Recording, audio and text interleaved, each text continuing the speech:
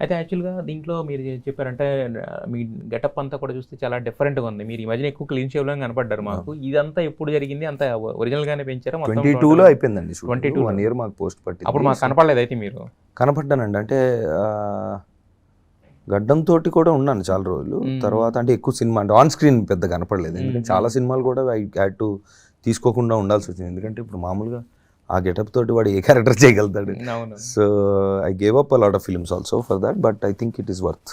అంటే మీరు అన్ని సినిమాలు వదిలేశారంటే ఖచ్చితంగా దీంట్లో ఏదో ఎక్కడో కనెక్ట్ అవుతుందండి. మా ఆర్టిస్టులకు ఉన్న పిచ్ అదే కదా. సినిమా వాళ్ళకి ఏంటంటే ఒక కథ నచ్చి దానికి ఇప్పుడు రాజమౌళి గారు ఫర్ ఎగ్జాంపుల్ తీసుకుంటే అన్ని సంవత్సరాలు ఆఫ్ కోర్స్ అంటే I'm not scale of film తీయాలంటే టైం పడుతుంది. ఫిల్మ్ వేరు, అంటే మనం పెట్టే ఎఫర్ట్ వేరు. ఎఫర్ట్ని కంపేర్ చేసుకోవచ్చు. ఎఫర్ట్ని కంపేర్ చేసుకోవచ్చు. మంచి మాట అన్నారు. సో అందుకని అంటే ఒక పాయింట్ని నమ్మి ఇప్పుడు డైరెక్టర్ 2019 నుంచి దీని మీదే ఉన్నాడు.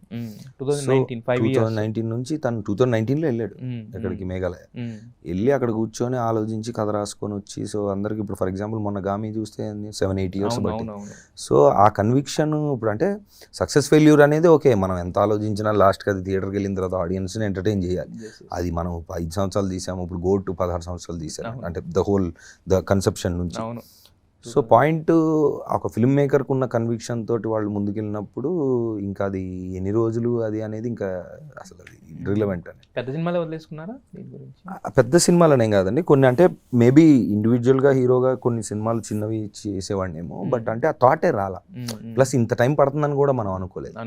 సో బట్ ఓకే, మధ్యలో వేరే అంటే ఇప్పుడు న్యూ సెన్స్ టైంకి కరెక్ట్గా అప్పటికే గెటప్ అంతా తీసిన తర్వాత I could go for shooting eagle కానీ న్యూ సెన్స్ కానీ ఇవన్నీ లాస్ట్ ఇయర్. Yeah.